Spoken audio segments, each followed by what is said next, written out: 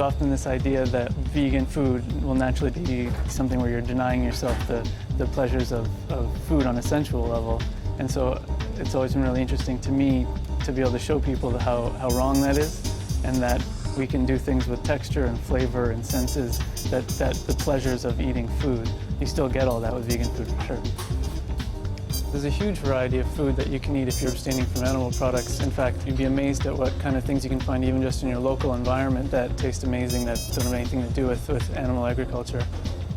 You can find examples from all kinds of different cuisines from around the world that you can pull inspiration from, where there's vegan food that is just a natural part of everyday life, that use a lot of different vegetables and tofu and different kinds of soy products, tempeh, fermented things, miso, it's another kind of stir fries and curries. It's getting easier all the time to be able to go out and enjoy vegan food in a restaurant setting. There's places opening up all the time, and even in places that aren't fully vegan or vegetarian, they're more and more catering to people with that diet as it's becoming more and more popular and taking off. SAF is a very busy restaurant. We can often easily do like 200 people in a day, and it was voted by Time Out as one of the top 50 restaurants in the city in 2009. So for a vegan restaurant to be in that category, it's pretty impressive. And so our clientele and the people who come here come from a variety of different backgrounds. There's obviously a large sort of vegan and vegetarian contingent, but you get people who have no knowledge of those types of diets who are just curious and want to come and experience what the food's like and check it out. I don't consider it more difficult in terms of creating really good food on the plate. It's fundamentally not different in that sense from meat-based food. You do find, though, that in a vegan restaurant, the chefs themselves are often much more engaged and passionate with what they're doing because the way in which they got to that place involved their own personal beliefs and philosophies more so than in a traditional kitchen. Fatih came here from Munich just before I arrived here. As a head chef, obviously, he's got a lot of things to take care of, but he is open to discussing what's being done and how can we make it better. I started work in SAF about 4 years ago, and after that I decided to be vegan, and I give up everything in one night. And I feel the difference between the old days and now. So I'm much more healthy, and I don't need to go back to eat this kind of animal products anymore.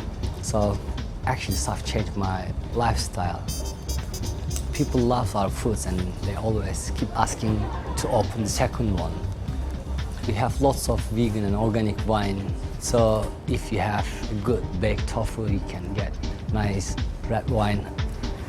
Normally, if you're making risotto, you have to use some chicken stock, veal stock, or beef stock, whatever, but I just use some mushroom stock or vegetable stock.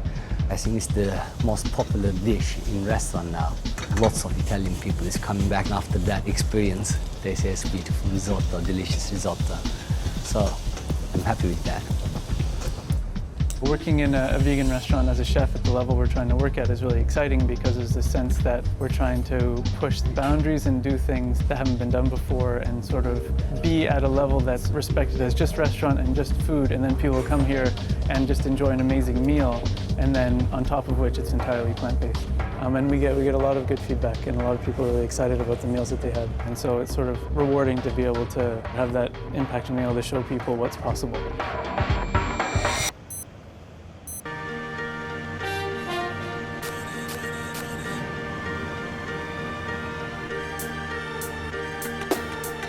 I have a very, very active lifestyle.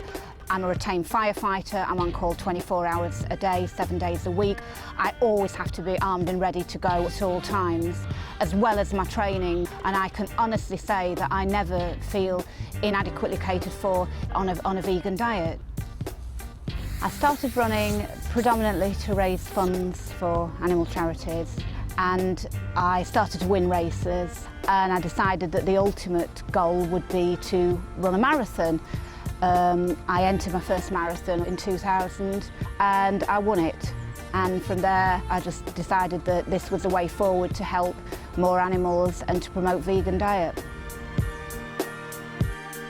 Training for a marathon is not just about going out and running endless miles. It's about doing speed work, it's about doing a lot of endurance work and coupling the two together. So you've got to be fast, but you've got to be fast over a long distance. So I personally, and everybody's different, train between about 80 and 100 miles a week. I have complete 100% faith that my diet will give me everything that my body needs to perform well. I certainly don't look at meat eaters and think I could perform any better if I ate meat. I've run 22 marathons and I always produce a good run, no matter what. When I'm at a race, people are quite surprised that I can do what I do on a vegan diet, and they say, "Why are you vegan?" And I would say to them, "Well, why aren't you? Because after all, I've just beaten you. So perhaps if you try my diet, you might be up there winning races too." And on one particular occasion, the person that presented me the award was the Lady Mayoress, and she actually said that her daughter had been wanting to go vegetarian for quite a few months. When my mum was able to tell her that I'd been vegetarian since tiny and vegan since a teenager, she was really overjoyed that there was a role model there that she could use. That's a bigger achievement for me, because that's somebody growing up, and then she's the future, and veganism is the future. No alcohol, no weed, no cigarettes, no ease, no milk, no cheese, no eggs, no meat, just meditation and peace, red lentils, chickpeas, good workout, good sleep, more sunshine, light breeze.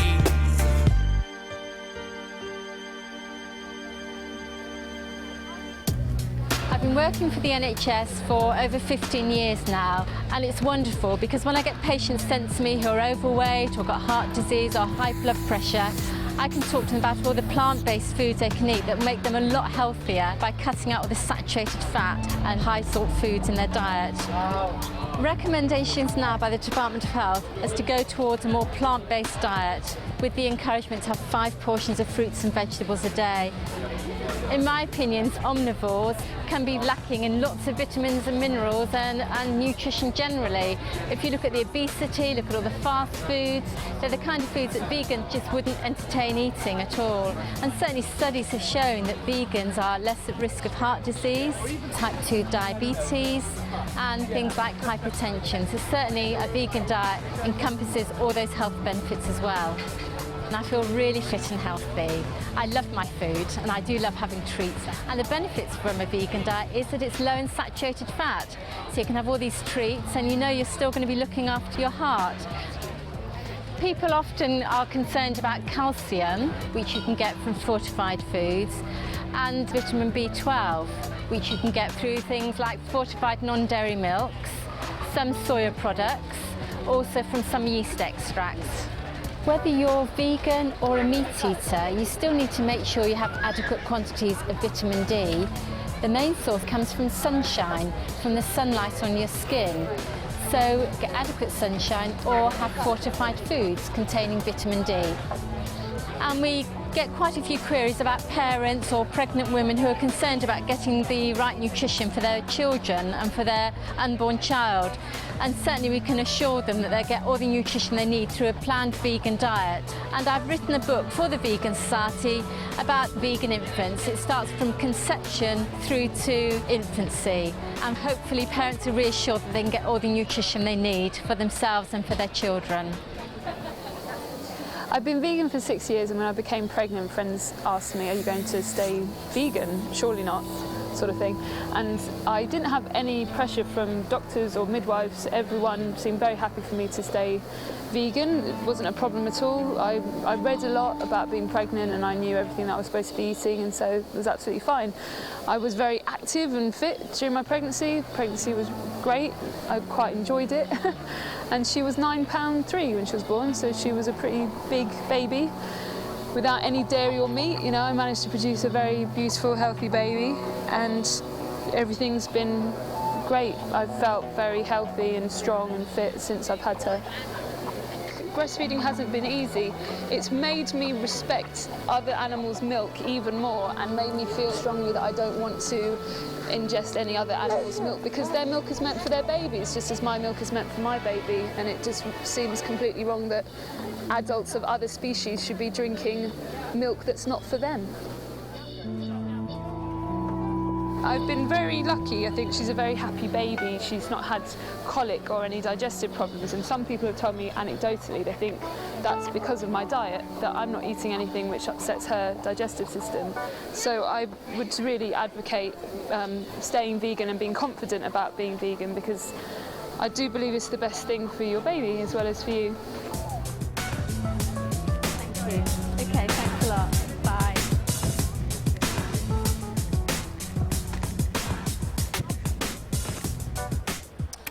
I'm here now with Labour MP Kerry McCarthy, and this morning we're going to be talking about global food security, the environmental concerns surrounding food production. Well, I think people just need to be very much aware of the impact of the Western diet on the environment as well. I mean, some people will become vegans because of health reasons, some because of concerns about animal welfare. But I think increasingly people are beginning to look at the impact of industrialised farming and the fact that we just cannot sustain a Western-style diet.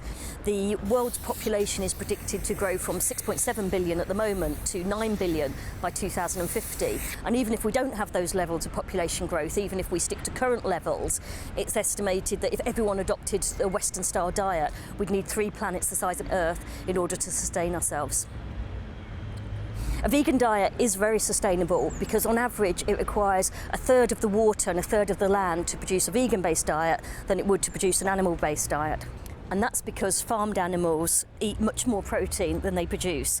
Most of the protein that they consume is used to actually to live, to keep themselves warm, to repair injuries, rather than to actually what you could describe as grow milk, eggs or meat. More water and land is therefore needed to produce cattle feed, for example, which leads to deforestation, scarcity of water supplies, soil erosion, and the pesticides have a damaging effect on the environment as well. So we need to explore ways that are less harmful and wasteful and have less impact on our environment and on our natural resources. Some people ask me, well, what would happen to farmers' livelihoods if we all moved to a plant-based diet rather than animal-based? But obviously if people did do that, they would still be consuming crops that are actually grown by farmers. So there'd be a role for farmers to play to move towards a more sustainable way of farming. I live in the countryside and I see how much of the land, its potential, is just not being used. I mean, in Hampshire, a lot of the land is devoted to stables and horses. So we could actually change the land use to benefit the wildlife, the planet, the animals and us. A lot of people ask me, would the landscape look monotonous without livestock?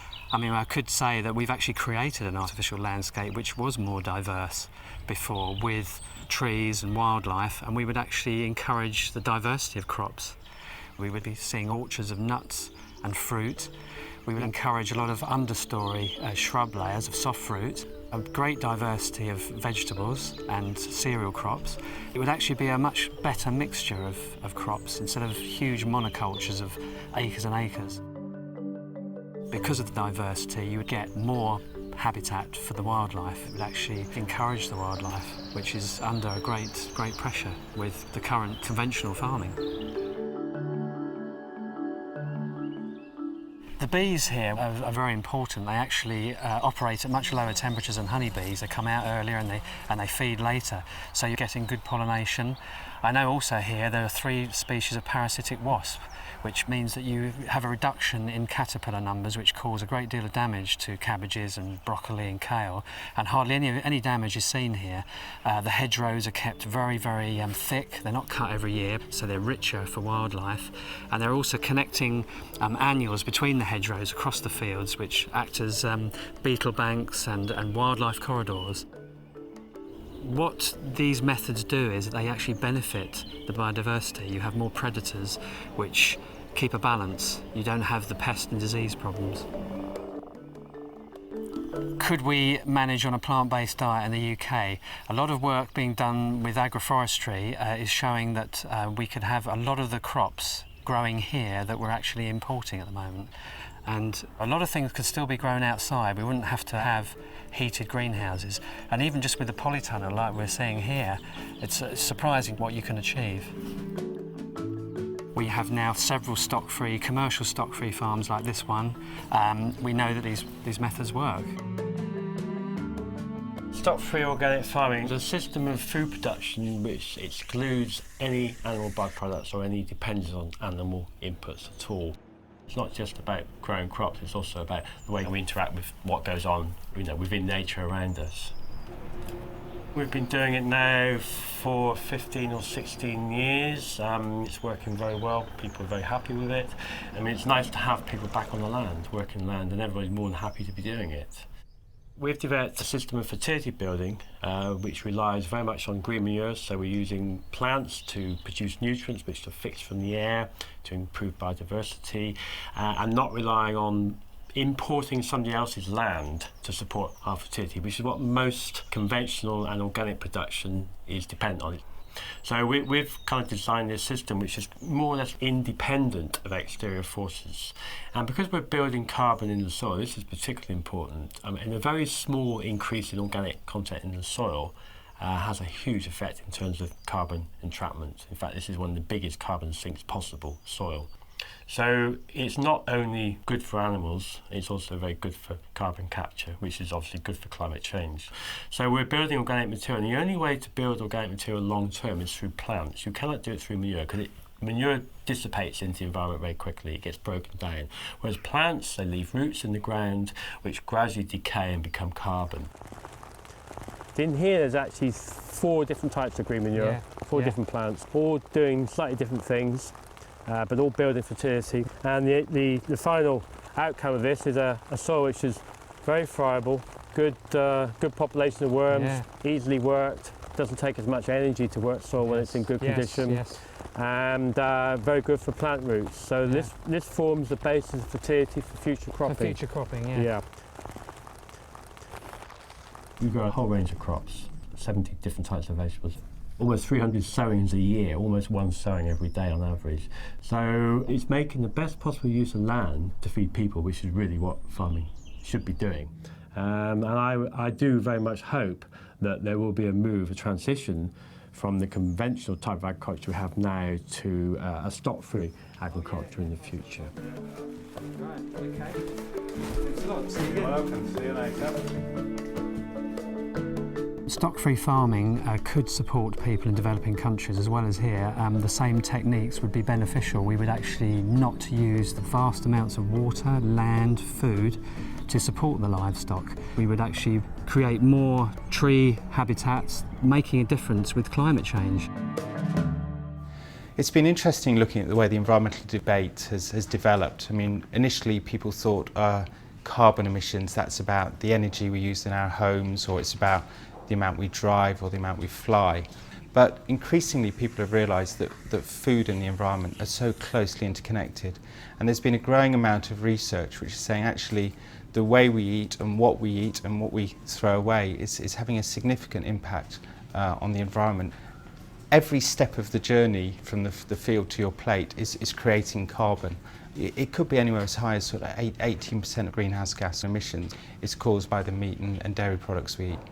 Compare that, say, with the aviation sector, which is only 2%. So, there's a tenfold difference between the aviation sector and the food sector. We only have one planet, and it's a defined size. There's only a certain amount of arable land, and a lot of that's being increasingly degraded through animal agriculture. In Australia, certainly hard-hooved animals and many other parts of the world are degrading the quality of the land, and we need to be very careful with the way we farm in order to make sure that land is there to sustain us for future generations. Cattle in many countries in the world outnumber the people. The cattle themselves produce a lot of waste, they require a lot of land. Methane is produced from them, which is a huge contributor to global warming, one of the most significant. And for every kilo of meat, an increasing proportion of dung goes onto the land. In the US, as the FAO report says, that's one of the primary causes of water table pollution. In the Amazon, the vast majority of deforestation is being used for cattle farming, and much of the remaining is for soya protein, which is used as cattle food. So without this relentless drive to produce more meat, which is a high profit product, we would have more Amazon, which has been called the lungs of the world. In addition to its contribution to climate change, you have to look at species loss. You have to look at the native people who live there and so on. The number of birds, the number of animals that live in a given area of forest are essentially wiped out by it being converted to forms of agriculture. it's like someone going into the Louvre in France and just smashing it up. I mean, it's mindless and it's just so unnecessary, and we're destroying something that can't be replaced. There are a host of things we could do that will have a really significant effect on climate change as a society. Things that we're looking at are things like transport, our energy supply, and then you have the way we use animals. Given that global livestock production is causing more greenhouse gas emissions than all forms of transport put together, I think we're confronted with a question: do we totally re-engineer our energy and transport systems, or do we just give up eating what I think are often unhealthy and cruel products? There's also the case of fish stocks. Most of the major ways in which fish are caught are fairly unsustainable. We have things like drift net fishing, which is completely indiscriminate and catches every sort of fish in the ocean. Then you have trawling, which trawls the ocean's floor, reducing plant biodiversity, destroying reefs. People often say that fish farming is a sustainable option, but actually an even greater number of fish are required to be caught from the wild in order to feed those fish. I have a number of friends who say, well, what if we raised animals in a more ethical manner? The Omnivore's Dilemma is a very famous book where that's his conclusion, is that he can move to the country and raise his own chickens and his own animals. It's a lovely concept if you like the taste of meat, but it's just not going to sustain 6 billion people and growing, which is the world's current population. I've always been a vegetarian my whole life, so I've always respected animals to an extent. My boyfriend challenged me to become a vegan because he's done the vegan challenge for a month, and I was inspired, so I went into it with full enthusiasm, and I got all the benefits. I felt good about myself, I got lots of vitality, I lost weight as well, and I'm proud of myself, and I'm more than anything proud of the fact that no animal is harmed by what I eat. And that's what I think veganism is about, living in harmony with everybody. Our thinking about non-human animals is very confused, and people that have chosen to lead a cruelty-free, plant-based lifestyle are baffled as to why other people have not made the connection. Many of us live with companion animals such as dogs, cats and rabbits. We share our homes with them, consider them members of the family, and we grieve when they die. Yet we kill and eat other animals that, if you really think about it, are no different from the ones we love. This is known as speciesism, a prejudice against members of different species.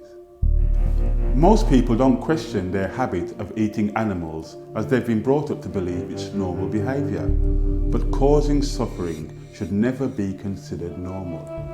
According to the United Nations Food and Agriculture Organization, humans kill approximately 56 billion animals for food each year, and this doesn't include fish. This quantity can only be achieved by factory farming animals, which can lead to diseases such as bird flu, swine flu, BSE and MRSA. Antibiotic-resistant microbes are the result of the overuse of antibiotics. Over half the antibiotics in the UK are given to farmed animals, not humans, and farmed animal diseases can spread to humans. Behind windowless walls, it's easy to turn a blind eye to the horrific reality of factory farms and slaughterhouses. You may think this footage is old, that things are not like this anymore.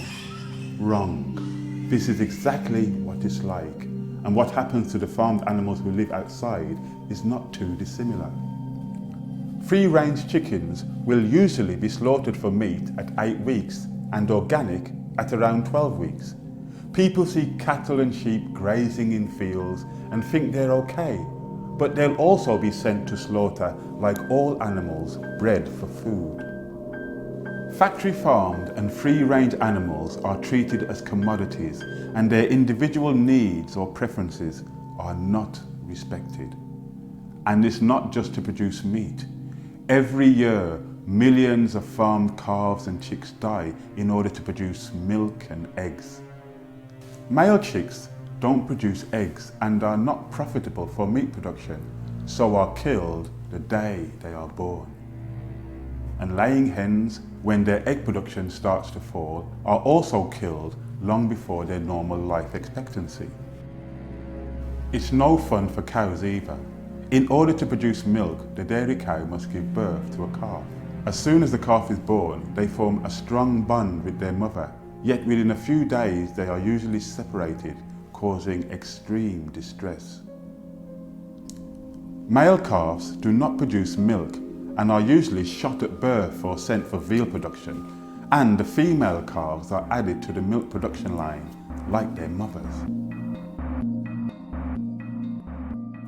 3 months after the loss of her calf, while still producing milk, she is usually made pregnant again. She's put through this exhausting procedure 3 or 4 times until she too is deemed redundant and killed.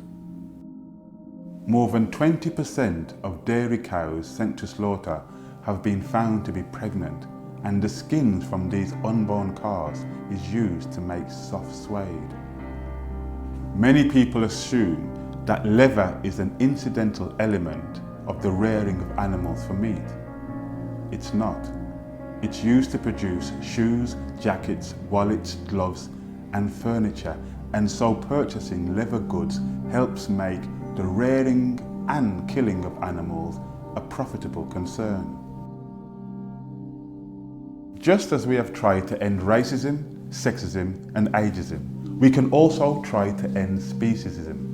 Enjoying a plant-based diet and vegan lifestyle is the ultimate protest against animal exploitation. It's taking action every day to reduce animal suffering and death by decreasing the demand for all animal products. I don't like watching the animal cruelty footage, but by us watching it together, we can make a difference. We can empower ourselves by being educated what is going on and then change it. With the mounting evidence, compassion, our health, the environment, water pollution, supporting developing countries, food security, rising population, sustainability, the rainforest. When people ask, why are you vegan? Perhaps the question should be, why aren't you? Please, make the connection.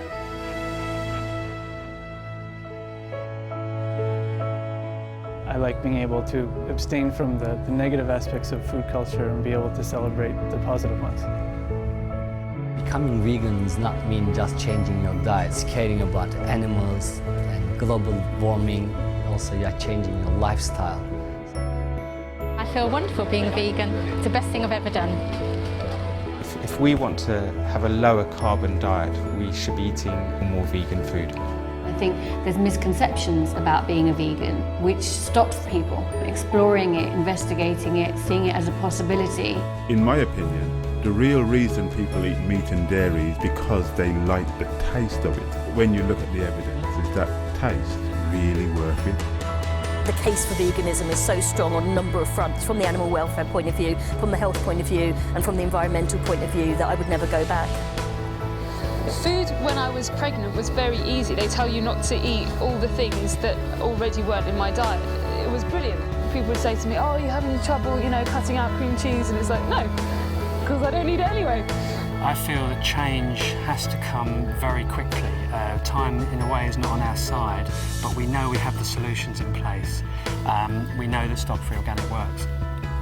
So whether people are concerned about developing countries, the environment, their health, or our fellow creatures, becoming vegan is an active, positive and compassionate choice.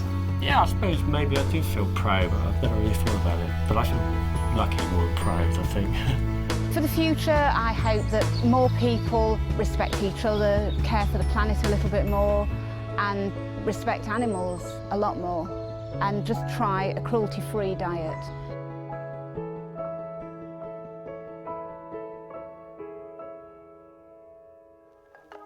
Kill for eat. For real, king man. But them say swine in a them dinner. So when I got nothing there, fire, flames, treat the toughest way. No bones, no blood in our kitchen. We not gonna mix up in a vampire living. No bones, no blood in our kitchen. Say Rastafari, you're my greatest ambition. Yeah, man, me see enough of them, no shun respect for life. Run, here come the butcher man, when he coming with his knife. for more pain and more death. I bear murder, life them take for them steak and hamburger. Me rather plant some seed in the mud than to take you some flesh in goggles of blood. Carnivore, stop fighting it, stop fighting it. Hey, give vital life a try, you just might get some enlightenment. And this the one for the all of my vegetarians, raw fooders and vegans and all the vegetarians, yo. Cause I and I not put no dead, you know we simple. To humbleness we have to live life simple. To put some food up on the plate. I mean I need no hook, mean I need no bait. I unite the roots, me food me not fish shoot. Or give me vegetable and some fruit. Make us a no bones, no blood in our kitchen. We not gonna mix up in a vampire living. No bones, no blood in our kitchen. As a Rastafari, I'm my greatest ambition. No bones, no blood in our kitchen. Me synchronize with the most high's vision. No bones, no blood in our kitchen. Don't panic, cause I'm organic. Here soy soup in my kitchen, yes, I got it.